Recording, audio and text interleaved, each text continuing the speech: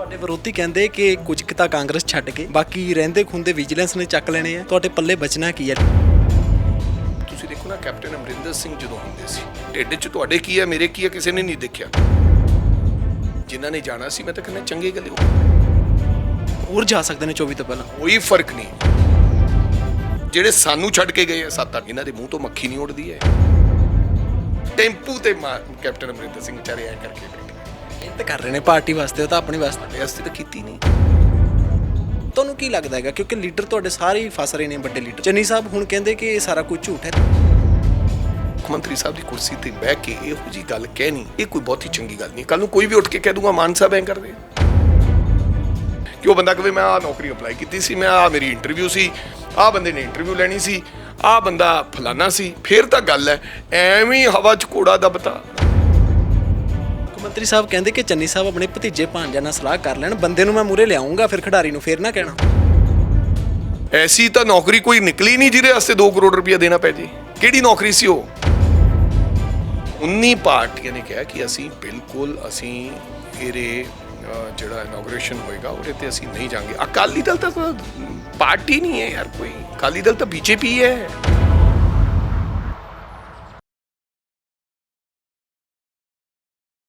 ਦੇਸ਼ ਦੀ ਸਭ ਤੋਂ ਪੁਰਾਣੀ ਪਾਰਟੀ ਕਾਂਗਰਸ ਪਾਰਟੀ ਤੇ ਉਹਨਾਂ ਦੀ ਪੰਜਾਬ ਇਕਾਈ, ਉਹਨਾਂ ਦੇ ਪ੍ਰਧਾਨ ਅਮਰਿੰਦਰ ਸਿੰਘ ਰਾਜਾ ਵੜਿੰਗ ਨੂੰ 1 ਸਾਲ ਪੂਰਾ ਹੋ ਗਿਆ ਪ੍ਰਧਾਨਗੀ ਦੇ ਉੱਤੇ। ਡਾਕਟਰ ਜਗਤਾਰ ਦੀਆਂ ਸੱਤਰਾਂ ਨੇ, ਹਰ ਮੋੜ ਤੇ ਸਲੀਬਾਂ, ਹਰ ਪੈਰ ਹੇਠ ਹਨੇਰਾ, ਅਸੀਂ ਫਿਰ ਵੀ ਨਾ ਰੁਕੇ, ਸਾਡਾ ਵੀ ਦੇਖ ਜੇਰਾ। ਤੇ ਦੇਖਦੇ ਹਾਂ ਹੁਣ ਜੇਰਾ ਕਿੰਨਾ ਕੁ ਦਿਖਾਇਆ। ਪਿਛਲੇ 1 ਸਾਲ ਦੇ ਵਿੱਚ ਬੜੀਆਂ ਚੁਣੌਤੀਆਂ ਸੀ, ਬੜੇ ਸਵਾਲ ਖੜੇ ਹੋਏ। ਕੁਝ ਕੁ ਲੋਕਾਂ ਨੇ ਕਿਹਾ ਕਿ ਕਾਂਗਰਸ ਪਾਰਟੀ ਨੂੰ ਇਕੱਠਾ ਕਰਨ ਦੀ ਕੋਸ਼ਿਸ਼ ਦੇ ਵਿੱਚ ਸਫਲ ਹੋਏ ਨੇ, ਤੇ ਕੁਝ ਕਹਿੰਦੇ ਕਿ ਹਜੇ ਕੱਚ ਹੈ। ਇਹ ਦੇਖਦੇ ਹਾਂ ਕਿ ਅੱਗੇ ਕੀ ਰਣਨੀਤੀਆਂ ਨੇ। ਹੋਰ ਬਹੁਤ ਸਾਰੇ ਸਵਾਲ ਨੇ, ਗੱਲਬਾਤ ਕਰਦੇ ਹਾਂ। ਵੜਿੰਗ ਸਾਹਿਬ, 1 ਸਾਲ ਪੂਰਾ ਹੋ ਗਿਆ ਤੇ ਕਿੰਨਾ ਕੁ ਔਖਾ ਸੌਖਾ ਰਿਹਾ? ਦੇਖੋ, ਔਖਾ ਤਾਂ ਸੀਗਾ ਹੀ ਕੰਮ, ਇਸ 'ਚ ਤਾਂ ਕੋਈ ਦੋ ਰਾਏ ਨਹੀਂ। ਚੈਲੰਜਿੰਗ ਜੌਬ ਸੀਗੀ। ਜਦੋਂ ਕਾਰ-ਵਿਹਾਰ ਸੰਭਾਲਿਆ ਤੇ ਉਦੋਂ ਹਾਲਾਤ ਬਹੁਤ ਨਾਜ਼ੁਕ ਸਨ। ਜਿਹੜਾ ਵਰਕਰ ਸੀ ਬਹੁਤ ਡਿਮੋਰਲਾਈਜ਼ ਸੀਗਾ। 82 ਸੀਟਾਂ ਤੋਂ ਬਾਅਦ 18 ਤੇ ਆ ਗਏ ਸਿੱਧੀਆਂ। ਚੁਣਾਵ ਬੁਰੀ ਤਰ੍ਹਾਂ ਪਿੱਟ ਗਿਆ, ਹਾਰ ਗਏ, ਦਿੱਗਜ ਭੱਜ ਗਏ। ਜਿਨ੍ਹਾਂ ਨੇ ਸੱਤਾ ਸਰਕਾਰਾਂ ਮਾਨੀਆਂ ਸੀ ਉਹ ਪਾਰਟੀਆਂ ਛੱਡ ਕੇ ਚਲੇ ਗਏ। ਉਦੋਂ ਕੰਮ ਦਿੱਤਾ ਤੇ ਬੜਾ ਔਖਾ ਕੰਮ ਸੀ। ਕੇਡਰ ਨੂੰ ਦੁਬਾਰਾ ਰੀਚਾਰਜ ਕਰਨਾ, ਕਿੰਨਾ ਗੱਲਾਂ ਦੇ ਨਾਲ ਕਰੀਏ, ਕੁਝ ਸਾਹਮਣੇ ਦਿਖਾਉਣ ਨੂੰ ਕੁਝ ਨਹੀਂ ਸੀ। ਇੱਕ ਤਾਂ ਹੁੰਦਾ ਕਿ ਆਪਾਂ ਕਹੀਏ ਕਿ 10 ਦਿਨਾਂ ਨੂੰ ਜਾਂ 2 ਮਹੀਨਿਆਂ ਨੂੰ ਤੁਹਾਨੂੰ ਆਹ ਚੀਜ਼ ਮਿਲਣ ਵਾਲੀ ਹੈ, ਤਕੜੇ ਹੋ ਜਾਓ, ਅਸੀਂ ਤੁਹਾਡੇ ਤੋਂ ਮਾਫੀ ਮੰਗਦੇ ਹਾਂ। ਸੋ ਉਹ ਸਾਰੇ ਨਿਰਾਸ਼ ਸਨ ਕਿ ਸਾਨੂੰ 5 ਸਾਲ ਸੁਣੀ ਸੀ। ਉਹਨਾਂ ਨੂੰ ਇਹ ਵੀ ਪਤਾ ਵੀ ਹੁਣ ਦੁਬਾਰਾ ਫੇਰ ਮੌਕਾ 5 ਸਾਲਾਂ ਨੂੰ ਆਉਣਾ ਹੈ। ਜਿਨ੍ਹਾਂ ਨੇ ਬਹੁਤ ਸਾਰੇ ਕੰਮ ਕੀਤੇ, ਉਹਨਾਂ ਦੀ ਅਣਦੇਖੀ ਹੋਈ, ਜਿਨ੍ਹਾਂ ਨੂੰ ਵਰਕਰ ਨੂੰ ਪੁੱਛਿਆ ਨਹੀਂ ਗਿਆ, ਤੇ ਦੁਬਾਰਾ ਫੇਰ ਉਹਨਾਂ ਨੂੰ ਅਗਲੇ 5 ਸਾਲ ਵਾਸਤੇ ਤਿਆਰ ਕਰਨਾ ਵੀ ਕੰਮ ਕਰੋ, ਅਗਲੀ ਵਾਰੀ ਦੇਖਾਂਗੇ। ਸੋ ਬੜਾ ਔਖਾ ਸਮਾਂ ਰਿਹਾ, ਲੇਕਿਨ ਅਸੀਂ ਚਾਰ-ਚੂਰਜ ਕਰਕੇ ਬੰਦੇ ਤਕੜੇ। ਅੱਜ ਮੈਨੂੰ ਲੱਗਦਾ ਕਿ ਅਸੀਂ ਬਲਾਕਸ ਕਮੇਟੀਆਂ ਕਦੇ ਬਣਾਈਆਂ ਹੀ ਨਹੀਂ ਸੀ, ਜੋ ਅਸੀਂ ਫਾਰਮ ਕਰ ਲਈਆਂ 31 ਮੈਂਬਰੀ 234 ਦੇ 34 ਬਲਾਕ ਅਸੀਂ ਖੜਾ ਕਰ ਲਿਆ। ਅੱਜ ਬਲਾਕ ਪ੍ਰਧਾਨ ਸਾਨੂੰ ਪਤਾ ਹੈ ਕੌਣ ਹੈ, ਉਹ ਮੀਟਿੰਗ ਕਰ ਰਹੇ ਨੇ। ਜ਼ਿਲ੍ਹਾ ਪ੍ਰਧਾਨ ਬਣ ਗਏ ਨੇ, ਕਿਉਂਕਿ ਮਗਰਲੇ 2-2.5-3 ਸਾਲ ਉਦੋਂ ਪਹਿਲਾਂ ਕੋਈ ਜ਼ਿਲ੍ਹਾ ਪ੍ਰਧਾਨ ਹੀ ਨਹੀਂ ਸੀਗਾ। ਸੋ ਉਹਨਾਂ ਦੀਆਂ ਕਮੇਟੀਜ਼ ਅਸੀਂ ਫਾਰਮ ਕਰ ਲਈਆਂ। 2 ਬਾਏ ਇਲੈਕਸ਼ਨ ਲੜ ਲਏ। ਬੜੀ ਬੇਸ਼ੱਕ ਸਾਨੂੰ ਹਾਰ ਦਾ ਸਾਹਮਣਾ ਕਰਨਾ ਪਿਆ, ਲੇਕਿਨ ਪਹਿਲਾ ਬਾਈ ਇਲੈਕਸ਼ਨ ਤਾਂ ਅਸੀਂ ਬਹੁਤਾ ਵਧੀਆ ਤਰੀਕੇ ਨਾਲ ਨਹੀਂ ਲੜ ਪਾਏ, ਲੇਕਿਨ ਦੂਜਾ ਬਾਈ ਇਲੈਕਸ਼ਨ ਅਸੀਂ ਹਾਰੇ ਜ਼ਰੂਰ ਆ, ਲੇਕਿਨ ਥੱਲੇ ਤੱਕ ਵਰਕਰ ਚਾਰਜ ਸੀਗਾ। ਤੋਂ ਛੋਟਾ ਵਿਅਕਤੀ ਵੀ ਉੱਥੇ ਕੰਮ ਕਰ ਰਿਹਾ ਸੀ, ਤੇ ਵੱਡੇ ਤੋਂ ਵੱਡਾ ਲੀਡਰ ਵੀ। ਸਾਰੇ ਜਿੰਨੇ ਵੀ ਪੰਜਾਬ ਦੇ ਲੀਡਰ ਸਾਹਿਬਾਨ ਨੇ ਉਹ ਉੱਥੇ ਕੰਮ ਕਰ ਰਹੇ ਸੀ। ਭਾਰਤ ਜੋੜੋ ਯਾਤਰਾ, ਇਤਿਹਾਸਿਕ ਯਾਤਰਾ ਤੁਸੀਂ ਲੋਕਾਂ ਨੇ ਵੇਖੀ। ਉਹ ਇੱਕ ਚੈਲੰਜਿੰਗ ਜੌਬ ਸੀਗਾ ਪੰਜਾਬ ਵਾਸਤੇ। ਸਾਨੂੰ ਇਹ ਤਾਨੇ ਮੈਨੇ ਵੀ ਸੁਣਨੇ ਪਏ ਕਿ ਬਈ ਵੜਿੰਗ ਦੇ ਤਾਂ ਬੰਦੇ ਸਾਰੇ ਹੀ ਬਾਹਰ ਜਾ ਵੜੇ ਹੈ, ਦੇਸ਼ ਛੱਡ ਗਏ, ਤੇ ਭਾਰਤ ਜੋੜੋ ਯਾਤਰਾ ਕਿੱਦਾਂ ਕਾਮਯਾਬ ਹੋਏਗੀ। ਸੋ ਲੋਕ ਦੇਖ ਰਹੇ ਸੀ, ਪਰ ਉਹ ਵੀ ਭਾਰਤ ਜੋੜੋ ਯਾਤਰਾ ਵੀ ਕਾਮਯਾਬ ਹੋਈ। ਔਰ ਮੈਨੂੰ ਲੱਗਦਾ ਕਿ ਹੁਣ ਅਸੀਂ ਹੌਲੀ, ਕਿਉਂਕਿ ਸਮਾਂ ਲੱਗਦਾ, 1 ਸਾਲ ਦੇ ਸਮੇਂ ਦੇ ਵਿੱਚ ਅਸੀਂ ਵਰਕਰ ਨੂੰ ਰੀਚਾਰਜ ਕਰਕੇ ਖੜਾ ਕਰਨ ਦੇ ਵਿੱਚ ਕਾਮਯਾਬ ਹੋਏ ਹਾਂ। ਔਰ ਉਮੀਦ ਕਰਦਾ ਕਿ ਹੌਲੀ ਅਸੀਂ ਇਹਦਾ ਮਿਆਰ ਹੋਰ ਅੱਗੇ ਲੈ ਜਾਵਾਂਗੇ। ਔਰ ਜਿਹੜੇ ਸੁਪਨੇ ਕਾਂਗਰਸ ਵਰਕਰ ਦੇ ਔਰ ਲੀਡਰ ਸਾਹਿਬਾਨਾਂ ਦੇ, ਔਰ ਜਿਹੜੀਆਂ ਉਮੀਦਾਂ ਸਾਡੇ ਦਿੱਲੀ ਕਾਂਗਰਸ ਕਮੇਟੀ ਨੂੰ ਹੈਗੀਆਂ, ਖਰਗੇ ਸਾਹਿਬ ਨੂੰ, ਰਾਹੁਲ ਗਾਂਧੀ ਨੂੰ, ਉਹ ਸਾਰੀਆਂ ਅਸੀਂ ਆਉਣ ਵਾਲੇ ਸਮੇਂ 'ਚ ਪੂਰਾ ਕਰ ਲਾਂਗੇ। ਅਗਲਾ ਨਿਸ਼ਾਨਾ 2024 ਹੈ। ਸੋ ਸੱਚੇ ਪਾਤਸ਼ਾਹ ਬਹੁਤ ਕਿਰਪਾ ਕਰੇਗਾ। ਵੜਿੰਗ ਸਾਹਿਬ, ਮਿਹਨਤ ਤੁਸੀਂ ਕਰ ਰਹੇ ਹੋ, ਮਿਹਨਤ ਦਿਖ ਵੀ ਰਹੀ ਹੈ। ਲੀਡਰਾਂ ਨੂੰ ਇਸ ਵਾਰ ਤੁਸੀਂ ਇਕੱਠਿਆ ਕੀਤਾ ਵੀ, ਸਿਲੈਕਸ਼ਨ ਦੇ ਵਿੱਚ ਬੱਸ ਵੀ ਚੜਾ ਲਿਆ। ਉਸ ਤੋਂ ਬਾਅਦ ਜਿਹੜਾ ਮਤਭੇਦ ਹੈ ਤੇ ਮਨਭੇਦ ਹੈ, ਉਹ ਜੇ ਪੂਰੀ ਤਰ੍ਹਾਂ ਖਤਮ ਨਹੀਂ ਹੋਇਆ ਪਾਰਟੀ ਦੇ ਵਿੱਚੋਂ, ਉਹ ਤੁਹਾਨੂੰ ਲੱਗਦਾ 24 ਤੋਂ ਪਹਿਲਾਂ ਖਤਮ ਕਰ ਪਾਉਂਗੇ, ਜਾਂ ਫਿਰ ਇੱਕ ਤੋਖਲਾ ਜਿਹਾ ਤੁਸੀਂ ਜਿਤਾਉਂਦੇ ਹੁੰਦੇ ਹੋ ਜਦੋਂ ਵੀ ਕਿਤੇ ਰੈਲੀਆਂ ਹੋਣ ਉੱਥੇ ਜਾਂ ਸਟੇਜ ਦੇ ਉੱਤੇ, ਕਿ ਜੇ ਮੈਂ ਟਿਕ ਗਿਆ 24 ਤੱਕ ਜਾਂ 27 ਤੱਕ, ਉਹ ਤੋਖਲਾ ਤੁਹਾਨੂੰ ਕਿਉਂ ਨਜ਼ਰ ਆਉਂਦਾ? ਯਾਰ ਟਿਕਣ ਵਾਲੀ ਤਾਂ ਕੋਈ ਗੱਲ ਹੀ ਨਹੀਂ ਹੈ। ਉਹ ਤਾਂ ਮੈਂ ਵੈਸੇ ਮੇਰੀ ਗੱਲ ਕਹਿਣ ਦੀ ਹੁੰਦੀ ਹੈ। ਮੈਨੂੰ ਆਪਣੇ ਆਪ 'ਤੇ ਪੂਰਨ ਵਿਸ਼ਵਾਸ ਹੈ, ਮੈਨੂੰ ਆਪਣੇ ਆਪ 'ਤੇ ਪੂਰਨ ਭਰੋਸਾ ਹੈ, ਮੈਨੂੰ ਆਪਣੇ ਕੰਮ ਕਰਨ ਦੇ ਤਰੀਕੇ 'ਤੇ ਪੂਰਨ ਭਰੋਸਾ ਹੈ। ਔਰ ਮੈਨੂੰ ਲੱਗਦਾ ਕਿ ਅਸੀਂ ਰਾਜਾ ਵੜਿੰਗ ਨੂੰ ਜਦੋਂ ਜਦੋਂ ਚੈਲੰਜਸ ਮਿਲੇ ਹੈ, ਕਦੇ ਜ਼ਿੰਦਗੀ 'ਚ ਅਸੀਂ ਫੇਲ ਸਾਬਿਤ ਨਹੀਂ ਹੋਏ, ਹਰ ਮੰਜ਼ਿਲ ਸਰ ਕੀਤੀ ਹੈ। ਹਾਂ, ਉਹਦੇ 'ਚ ਰੁਕਾਵਟਾਂ, ਉਹਦੇ 'ਚ ਕਈ ਵਿਅਕਤੀ ਜਿਹੜੇ ਤੁਹਾਡੇ ਨਾਲ ਤੁਹਾਨੂੰ ਪਸੰਦ ਨਹੀਂ ਕਰਦੇ ਹੁੰਦੇ, ਉਹ ਤੁਹਾਡੀ ਪਰਸੈਪਸ਼ਨ ਬਦਲਣ ਦੀ ਕੋਸ਼ਿਸ਼ ਕਰਦੇ ਆ, ਉਹ ਤੁਹਾਡੀ ਗੱਲਬਾਤ ਨੂੰ ਡਾਈਵਰਟ ਕਰਨ ਦੀ ਕੋਸ਼ਿਸ਼ ਕਰਦੇ ਹੈ। ਇਹ ਪ੍ਰੋਪੋਗੰਡਾਸ ਤਾਂ ਹੁੰਦੇ ਰਹਿੰਦੇ ਹੈ, ਲੇਕਿਨ ਜਿਹੜੀ ਤੁਸੀਂ ਕਹਿੰਦੇ ਟਿਕਣ ਵਾਲੀ ਗੱਲ, ਟਿਕਣ ਟੁਕਣ ਵਾਲੀ ਤਾਂ ਗੱਲ ਇਹ ਵੀ ਹੈ ਕਿ ਲੀਡਰ ਖਿੱਚਾਂ ਲੱਤਾਂ ਬਹੁਤ ਖਿੱਚ ਰਹੇ ਨੇ, ਜਾਂ ਖਿੱਚੋ ਤਾਣ ਹੈਗੀ ਹੈ? ਦੇਖੋ ਗੱਲ ਇਹ ਹੈ, ਪਰਿਵਾਰ ਦੇ ਵਿੱਚ ਵੀ ਮੇਰੇ 2 ਬੱਚੇ ਆ, ਉਹ ਇੱਕ ਦੂਜੇ ਨੂੰ ਉਹਦੀਆਂ ਲੱਤਾਂ ਖਿੱਚਦਾ ਹੈ। ਉਹ ਪ੍ਰੋਪਰ ਹੀ ਹੁੰਦਾ ਨਾ। ਮੈਂ ਉਹਨਾਂ ਦਾ ਪਿਓ ਹੈ, ਦੋਵੇਂ ਮੇਰੇ ਬੱਚੇ ਆ, ਮੈਨੂੰ ਦੋਨੇ ਬਰਾਬਰ ਹੈ। ਬਟ ਉਹ ਛੋਟੀ ਕਹਿੰਦੀ ਹੈ ਉਹਦੇ ਬਾਰੇ ਕੁਝ ਕਹਿੰਦੀ ਹੈ, ਦੂਜਾ ਉਹਦੇ ਬਾਰੇ ਕਹਿੰਦਾ ਵੀ ਇਹਨੂੰ ਨਾ ਕੁਝ ਮਿਲ ਜੇ, ਇੱਧਰੋਂ ਮੈਨੂੰ ਪਹਿਲਾਂ ਮਿਲੇ ਪਾਪਾ ਤੂੰ, ਜਾਂ ਇੱਧਰੋਂ ਮਿਲੇ। ਇਹ ਤਾਂ ਸਿਲਸਿਲਾ ਚੱਲਦਾ ਰਹਿੰਦਾ ਘਰਾਂ 'ਚ ਵੀ, ਪਰਿਵਾਰ 'ਚ ਵੀ, ਅਤੇ ਇਹ ਤਾਂ ਪਾਰਟੀ ਹੈ। ਪਰ ਪੂਰਨ ਤੌਰ 'ਤੇ ਮੈਨੂੰ ਲੱਗਦਾ ਇਹ ਵੀ ਮੈਂ ਇਸ ਗੱਲ 'ਚ ਕਾਮਯਾਬ ਹੋਇਆ। ਤੁਸੀਂ ਦੇਖੋ ਨਾ, ਕੈਪਟਨ ਅਮਰਿੰਦਰ ਸਿੰਘ ਜਦੋਂ ਹੁੰਦੇ ਸੀ, ਕਿੰਨੀਆਂ ਬਾਗੀ ਸੁਰਾਂ ਤੁਹਾਨੂੰ ਵਿਖਦੀਆਂ ਸਨ ਪਾਰਟੀ ਦੇ ਵਿੱਚ। ਉਸ ਤੋਂ ਬਾਅਦ ਨਵਜੋਤ ਸਿੱਧੂ ਸਾਹਿਬ ਆਏ, ਹੋਰ ਲੋਕ ਆਏ, ਬਹੁਤ ਸਾਰੀਆਂ ਬਾਗੀ ਸੁਰਾਂ, ਕਿਸ ਤਰ੍ਹਾਂ ਕਈ ਵਾਰੀ ਮੰਚਾਂ 'ਤੇ, ਸਟੇਜਾਂ 'ਤੇ ਤੁਹਾਡੇ ਸਾਹਮਣੇ ਤੁਹਾਨੂੰ ਵੇਖਣ ਨੂੰ ਮਿਲਦਾ ਸੀ ਕਿ ਬਹੁਤ ਸਾਰਾ ਖਲਾਰਾ ਹੁੰਦਾ ਸੀਗਾ। ਅੱਜ ਉਹ ਅਸੀਂ ਖਲਾਰਾ ਸਮੇਟ ਲਿਆ। ਔਰ ਮੈਨੂੰ ਮਾਣ ਹੈ ਮੇਰੇ ਸਤਿਕਾਰਯੋਗ ਤਮਾਮ ਸੀਨੀਅਰ ਲੀਡਰ ਸਾਹਿਬਾਨਾਂ 'ਤੇ ਕਿ ਉਹਨਾਂ ਨੇ ਮੇਰੀ ਇਸ ਗੱਲ 'ਤੇ ਮੋਹਰ ਲਾਈ, ਮੈਨੂੰ ਪਿਆਰ ਦਿੱਤਾ। ਹੋ ਸਕਦਾ ਹੈ ਮਾੜੇ ਮੋਟੇ ਮੈਨੂੰ ਕਿਸੇ ਦੀ ਵਿਅਕਤੀ ਦੀ ਗੱਲ ਚੰਗੀ ਨਾ ਲੱਗਦੀ ਹੋਵੇ, ਉਹਨਾਂ ਨੂੰ ਮੇਰੀ ਕੋਈ ਕਾਰਗੁਜ਼ਾਰੀ ਚੰਗੀ ਨਾ ਲੱਗਦੀ ਹੋਵੇ, ਬਟ ਬਾਏ ਲਾਰਜਲੀ ਅਗਰ ਅਸੀਂ ਵੇਖਾਂਗੇ ਜਿੰਨੇ ਵੀ ਲੀਡਰ ਹੈ, ਮੈਂ ਤਾਂ ਖੁਸ਼ਕਿਸਮਤ ਸਮਝਦਾ। ਤੁਸੀਂ ਮੈਨੂੰ ਦੱਸੋ ਕਿ ਕਿਹੜਾ ਪੰਜਾਬ ਦਾ ਲੀਡਰ ਅਮਰਿੰਦਰ ਸਿੰਘ, ਜਾਖੜ ਸਾਹਿਬ ਰਹੇ, ਹੋਰ ਬੜੇ ਲੀਡਰ ਲਏ, ਕਿ ਸਾਰਿਆਂ ਨੂੰ ਇਕੱਠੇ ਕਰ ਲਿਆ ਹੋਵੇ, ਸਾਰੇ ਇੱਕ ਸੁਰ 'ਚ ਬੋਲਦੇ ਹੋਣ। ਮਨ 'ਚ ਮਟਾਵ ਹੋਵੇ ਨਹੀਂ ਹੋਵੇ, ਦੈਟਸ ਅ ਡਿਫਰੈਂਟ ਸਟੋਰੀ। ਢਿੱਡ 'ਚ ਤੁਹਾਡੇ ਕੀ ਹੈ, ਮੇਰੇ ਕੀ ਹੈ, ਕਿਸੇ ਨੇ ਨਹੀਂ ਦੇਖਿਆ। ਚਲੋ, ਇਸ ਗੱਲੋਂ ਤਾਂ ਤੁਸੀਂ ਰਾਹਤ ਮਹਿਸੂਸ ਕਰਦੇ ਹੋ, ਪਰ ਰਾਹਤ ਮੈਨੂੰ ਲੱਗਦਾ ਇੱਕ ਚੰਗੀ ਗੱਲ ਹੈ। ਔਰ ਮੈਂ ਸਭ ਨੂੰ ਬੇਨਤੀ ਵੀ ਕਰਾਂਗੇ ਕਿ ਇਸੇ ਤਰ੍ਹਾਂ ਮਤਭੇਦ ਕਿਸੇ ਵਿਅਕਤੀ ਦੇ ਕਿਸੇ ਨਾਲ ਹੋਣ ਜਾਂ ਨਾ ਹੋਣ, ਤੁਸੀਂ ਉਹਨੂੰ ਪਬਲਿਕ ਫੋਰਮ 'ਤੇ ਨਹੀਂ ਲੈ ਕੇ ਆ ਸਕਦੇ। ਤੁਸੀਂ ਉਹਨੂੰ ਪਾਰਟੀ ਫੋਰਮ 'ਤੇ ਉਹਨੂੰ ਚੱਕੋ, ਲੜਾਈ ਲੜੋ, ਮੇਰੇ ਖਿਲਾਫ ਹੈ ਮੇਰੇ ਖਿਲਾਫ ਲੜੋ। ਲੇਕਿਨ ਕੋਈ ਵੀ ਵਿਅਕਤੀ ਹੈ, ਕਿਉਂਕਿ ਅਗਰ ਇਹ ਕਿਸੇ ਦਾ ਨਿੱਜੀ ਸਵਾਰਥ ਨਹੀਂ, ਕਾਂਗਰਸ ਪਾਰਟੀ ਮਜ਼ਬੂਤ ਹੋਏਗੀ ਤਾਂ ਅਸੀਂ ਸਭ ਮਜ਼ਬੂਤ ਹੋਵਾਂਗੇ, ਕਾਂਗਰਸ ਪਾਰਟੀ ਕਮਜ਼ੋਰ ਹੋਗੀ ਤਾਂ ਸਭ ਕਮਜ਼ੋਰ ਹੋਣਗੇ। ਇਹ ਟੀਮ ਵਰਕ ਹੈ। ਇਹਨੂੰ ਇਕੱਲਾ ਕਹਿਰਾ ਵਿਅਕਤੀ ਰਾਜਾ ਵੜਿੰਗ ਜਾਂ ਹੋਰ ਕੋਈ ਵੀ ਲੀਡਰ ਜੇ ਕੋਈ ਇਹ ਕਵੇ ਕਿ ਮੇਰੇ ਆਉਣ ਨਾਲ ਜਾਂ ਮੇਰੇ ਕਰਨ ਨਾਲ ਜਾਂ ਮੈਂ ਆਹ ਕਰ ਦੂੰਗਾ, ਨਾ, ਇਹ ਕਲੈਕਟਿਵ ਡਿਸੀਜਨ ਹੋਣਾ ਹੈ। ਸਾਰਿਆਂ ਦੇ ਕੰਮ ਕਰਨ ਦੇ ਨਾਲ ਅਸੀਂ ਕਾਂਗਰਸ ਪਾਰਟੀ ਨੂੰ ਮਜ਼ਬੂਤ ਕਰ ਪਾਵਾਂਗੇ। ਔਰ ਮੈਨੂੰ ਪੂਰਨ ਉਮੀਦ ਹੈ ਕਿ ਮੈਂ ਇਹ ਕੰਮ ਸਿਰੇ ਚੜਾਵਾਂਗਾ। ਤੁਹਾਡੇ ਵਿਰੋਧੀ ਕਹਿੰਦੇ ਕਿ ਕੁਝ ਕੁ ਤਾਂ ਕਾਂਗਰਸ ਛੱਡ ਕੇ ਬਾਕੀ ਰਹਿੰਦੇ ਖੁੰਦੇ ਵਿਜੀਲੈਂਸ ਨੇ ਚੱਕ ਲੈਣੇ ਆ। ਤੁਹਾਡੇ ਪੱਲੇ ਬਚਣਾ ਕੀ ਹੈ? ਕਿਹੜੇ ਲੀਡਰ ਹੋਣਗੇ ਜਿਨ੍ਹਾਂ ਨੂੰ ਲੈ ਕੇ ਤੁਸੀਂ ਲੋਕਾਂ 'ਚ ਜਾਓਗੇ, ਦਿਖਾਓਗੇ ਵੀ ਭਾਈ ਆਹ ਲੀਡਰ ਆ, ਇਹਨਾਂ 'ਤੇ ਵਿਸ਼ਵਾਸ ਕਰੋ, ਜਿਤਾਓ? ਤੁਸੀਂ ਜਿੰਨੇ ਮਰਜ਼ੀ ਚੱਕ ਲਓ, ਅਸੀਂ ਤਾਂ ਉਨੇ ਤਕੜੇ ਹੁੰਦੇ ਰਵਾਂਗੇ। ਚਲੇ ਗਏ ਜਿਨ੍ਹਾਂ ਨੇ ਜਾਣਾ ਸੀ, ਮੈਂ ਤਾਂ ਕਹਿੰਦਾ ਚੰਗੇ ਗੱਲ, ਉਹ ਨਵੇਂ ਰਾਸਤੇ ਖੁੱਲ੍ਹ ਕੇ ਗਏ। ਮੈਂ ਹਮੇਸ਼ਾ ਇਹ ਗੱਲ ਕਹਿੰਦਾ, ਕਹਿੰਦੇ ਜੀ ਹੋਰ ਜਾ ਸਕਦੇ ਨੇ 24 ਤੋਂ ਪਹਿਲਾਂ। ਕੋਈ ਫਰਕ ਨਹੀਂ, ਜਿਨ੍ਹਾਂ ਵਿਅਕਤੀਆਂ ਨੇ ਜਾਣਾ ਹੈ ਉਹਨਾਂ ਨੂੰ ਕੋਈ ਰੋਕ ਨਹੀਂ ਸਕਦਾ। ਪਰ ਮੈਨੂੰ ਪੂਰਨ ਉਮੀਦ ਹੈ ਕਿ ਹੁਣ ਕੋਈ ਜਾਣ ਵਾਲਾ ਨਹੀਂ ਹੈ, ਕੋਈ ਚਲਾ ਜਾਏਗਾ। ਰਾਜਾ ਵੜਿੰਗ ਚਲਾ ਜਾਵੇ ਯਾਰ, ਉਸ ਗੱਲ ਨਾਲ ਪਾਰਟੀ ਨੂੰ ਕੋਈ ਫਰਕ ਨਹੀਂ ਪਏਗਾ। ਮੈਂ ਤੁਹਾਨੂੰ ਕਹਿ ਰਿਹਾ, ਗੁਲਾਮ ਨਬੀ ਆਜ਼ਾਦ ਵਰਗੇ ਚਲੇ ਗਏ ਯਾਰ, ਕੋਈ ਪੁੱਛ ਰਿਹਾ? ਜੋਤੀ ਰਾਜੇ ਸਿੰਧੀਆ ਦੀ ਜੋ ਗੱਲ ਸੀਗੀ ਪੂਰੇ ਦੇਸ਼ ਦੇ ਅੰਦਰ, ਹਰ ਮੰਚ 'ਤੇ ਚੜ੍ਹ ਕੇ, ਚਾਹੇ ਉਹ ਤ੍ਰਿਪੁਰਾ ਸੀ, ਕਰੇ ਅਰੁਣਾਚਲ ਸੀ, ਚਾਹੇ ਤੁਹਾਡੇ ਗੁਲਾਮ ਨਬੀ ਆਜ਼ਾਦ ਸੀ, ਦੇਸ਼ ਦੇ ਕਿਸੇ ਕੋਨੇ ਜਾਂਦੇ ਸੀ, ਲੋਕ ਸਵਾਗਤ ਕਰਨ ਆਉਂਦੇ ਹੁੰਦੇ ਸੀ ਕਾਂਗਰਸ ਪਾਰਟੀ ਦੇ ਜਦੋਂ ਨਾਲ ਸੀ। ਜਿਹੜਾ ਛੱਡ ਕੇ ਗਿਆ ਉਹ ਫੇਲ ਹੋ ਗਿਆ। ਅੱਜ ਜੋ ਮਾਨਸਿਕ ਪਰੇਸ਼ਾਨੀ ਦਾ ਹੈ ਉਹਦੇ 'ਚ ਆਲਮ 'ਚ ਹੈਗਾ। ਔਰ ਜਿਹੜੇ ਸਾਨੂੰ ਛੱਡ ਕੇ ਗਏ ਆ 7-8, ਇਹਨਾਂ ਦੇ ਮੂੰਹ ਤੋਂ ਮੱਖੀ ਨਹੀਂ ਉੱਡਦੀ ਹੈ, ਅੰਦਰ ਹੀ ਅੰਦਰ ਇਹਨਾਂ ਨੂੰ ਝੋਰਾ ਖਾ ਰਹੇ, ਮਰ ਰਹੇ ਹੈ ਕਿ ਸਾਡੇ ਨਾਲ ਹੋਇਆ ਕੀ ਹੈ। ਉਹਦਾ ਕਾਰਨ ਇਹ ਹੈ ਕਿ ਜੋ ਪਾਰਟੀ ਕਾਂਗਰਸ ਪਾਰਟੀ 'ਚ ਇਹਨਾਂ ਦੀ ਗੱਲਬਾਤ ਸੀ, ਉਹ ਗੱਲ ਹੈ ਨਹੀਂ ਹੈ। ਹੁਣ ਕੈਪਟਨ ਅਮਰਿੰਦਰ ਸਿੰਘ, ਸ਼ਾਹਕੋਟ ਦੀ ਬਾਈ ਇਲੈਕਸ਼ਨ ਹੁੰਦੀ ਸੀ, ਇੱਕ ਦਿਨ ਗੇੜਾ ਮਾਰਦਾ ਸੀ, ਜਲਾਲਾਬਾਦ ਦੀ ਇਲੈਕਸ਼ਨ ਬਾਈ ਇਲੈਕਸ਼ਨ ਹੁੰਦੇ ਸੀ, ਇੱਕ ਦਿਨ ਗੇੜਾ ਮਾਰਦਾ ਸੀ। ਇੱਥੇ ਜਲੰਧਰ ਦੀ ਬਾਈ ਇਲੈਕਸ਼ਨ ਹੈ, ਟੈਂਪੂ ਤੇ ਕੈਪਟਨ ਅਮਰਿੰਦਰ ਸਿੰਘ ਵਿਚਾਰੇ ਐਂ ਕਰਕੇ ਬੈਠੇ। ਮਿਹਨਤ ਕਰ ਰਹੇ ਨੇ ਪਾਰਟੀ ਵਾਸਤੇ, ਉਹ ਤਾਂ ਆਪਣੀ ਵਾਸਤੇ। ਸਾਡੇ ਵਾਸਤੇ ਤਾਂ ਕੀਤੀ ਨਹੀਂ। ਤੁਸੀਂ ਉਹਨਾਂ ਦੀ ਕਦਰ ਵੀ ਨਹੀਂ ਪਾਈ ਨਾ। ਤੁਸੀਂ ਮਿਹਨਤ ਕਹਿ ਰਹੇ ਹੋ, ਮੈਂ ਵੀ ਮਿਹਨਤ ਕਹਿ ਰਿਹਾ, ਚੰਗੀ ਗੱਲ ਹੈ। ਅੰਦਰ ਆਪਦੇ ਮਨ 'ਚ ਸੋਚਦੇ ਕਿ ਬੜੇ ਜਲੀਲ ਹੋਏ ਮਿੱਤਰਾ, ਬੜੀ ਜਲੀਲ ਹੋਏ। ਟੈਂਪੂ ਤੇ ਚੜਾ ਕੇ ਬਹਾ ਕੇ ਮੁੰਡਾ ਸਾਡਾ ਆਦਰਨੀਆ ਸਾਡੇ ਭਰਾ ਰਣਿੰਦਰ ਸਿੰਘ ਜੀ, ਬੀਬਾ ਜੀ ਸਾਡੇ ਬਹੁਤ ਸਤਿਕਾਰਯੋਗ ਨੇ, ਜੈ ਬੀਬਾ ਜੀ, ਉਹ ਅੱਗੇ ਅੱਗੇ ਤੁਰ ਰਹੇ ਹੈ। ਅਮਰਿੰਦਰ ਸਿੰਘ ਜੀ ਟੈਂਪੂ 'ਚ ਖੜੇ ਹੈ। ਉਹ ਧੁੱਪਾਂ, ਚੱਲ ਜੀ ਅੱਜ ਕਿੱਥੇ ਜਾ ਰਹੇ, ਅੱਜ ਫਲੋਰ ਜਾ ਰਹੇ ਹੈ, ਅੱਜ ਕਿੱਥੇ ਜੀ ਫਗਵਾੜੇ। ਮੈਂ ਕਿਹਾ ਸਭ ਕੁਝ ਟਿਕਾਣੇ ਆ ਗਿਆ। ਚਲੋ ਇਹ ਤਾਂ ਚੰਗਾ ਨਾ ਜੇ ਉਹ ਬੀਜੇਪੀ ਲਈ ਕੰਮ ਕਰਦੇ ਨੇ। ਮੈਂ ਤਾਂ ਕਹਿੰਦਾ ਬਹੁਤ ਚੰਗਾ ਹੈ, ਸਾਡੇ ਵਾਸਤੇ ਵੀ ਕਰਦੇ। ਪਰ ਮੇਰੇ ਕਹਿਣ ਦਾ ਮਤਲਬ ਅੰਦਰ ਹੀ ਅੰਦਰ ਜਦੋਂ ਰਾਤ ਨੂੰ ਬਹਿੰਦੇ ਹੈ, ਰਿਲੈਕਸ ਹੁੰਦੇ ਹੈ, ਗੱਲਬਾਤ ਕਰਦੇ, ਉਦੋਂ ਆਪਦੇ ਸੱਜਣਾ ਦੋਸਤਾਂ ਮਿੱਤਰਾਂ ਨੂੰ ਇਹ ਖਬਰਾਂ ਆਈਆਂ। ਉਹ ਕਹਿੰਦੇ ਯਾਰ ਜੋ ਕਾਂਗਰਸ ਪਾਰਟੀ ਸੀ, ਕਿੱਥੇ ਫਸ ਗਏ ਯਾਰ। ਅੱਛਾ, ਇੱਥੋਂ ਹੀ ਸਵਾਲ ਖੜਾ ਹੁੰਦਾ ਹੈ। ਉਦੋਂ ਉਹਨਾਂ ਨੇ ਕਿਹਾ ਕਿ ਤੁਹਾਡੀ ਮੇਰੀ ਪਾਰਟੀ ਦੇ ਵਿੱਚ ਜਦੋਂ ਉਹ ਮੁੱਖ ਮੰਤਰੀ ਹੁੰਦੇ ਸੀ, ਬਹੁਤ ਸਾਰੇ ਲੀਡਰ ਸੀ ਤੁਹਾਡੀ ਪਾਰਟੀ ਦੇ, ਬਹੁਤ ਸਾਰੇ ਐਮਐਲਏ ਸੀ, ਕਾਗਜ਼ 'ਚ ਫਾਈਲ ਉਹਨਾਂ ਦੀ ਸੀ ਜਿਨ੍ਹਾਂ ਨੇ ਰੱਜ ਕੇ ਕਰਪਸ਼ਨ ਕੀਤੀ, ਰੱਜ ਕੇ ਪੰਜਾਬ ਨੂੰ ਲੁੱਟਿਆ। ਉਹ ਕਹਿੰਦੇ ਮੈਂ ਦਿੱਲੀ ਹਾਈ ਕਮਾਂਡ ਵੀ ਲੈ ਕੇ ਗਿਆ। ਜਦੋਂ ਹੁਣ ਪੰਜਾਬ ਦੀ ਸਰਕਾਰ ਉਹਨਾਂ ਤੇ ਐਕਸ਼ਨ ਕਰਦੀ ਹੈ, ਫਿਰ ਵੜਿੰਗ ਸਾਹਿਬ ਇਹ ਵਿਤਕਰਾ ਕਾਹਦਾ? ਤੁਹਾਡਾ ਤਾਂ ਮੁੱਖ ਮੰਤਰੀ ਕਹੀ ਜਾਂਦਾ ਹੈਗਾ ਉਹ ਗੱਲ ਨੂੰ, ਤੁਹਾਡੀ ਪਾਰਟੀ ਦਾ ਕੈਪਟਨ ਅਮਰਿੰਦਰ ਸਿੰਘ ਤੁਹਾਡਾ ਮੁੱਖ ਮੰਤਰੀ ਹੈ। ਮੁੱਖ ਮੰਤਰੀ ਕੀ ਕਰ ਰਿਹਾ ਸੀ ਉਦੋਂ? ਮੁੱਖ ਮੰਤਰੀ ਕੀ ਕਰ ਰਿਹਾ ਸੀ ਜਦੋਂ ਸਾਰੇ ਕਰਪਸ਼ਨ ਕਰ ਰਹੇ ਸੀ? ਮੁੱਖ ਮੰਤਰੀ ਦੀ ਕੀ ਜ਼ਿੰਮੇਵਾਰੀ ਹੈ?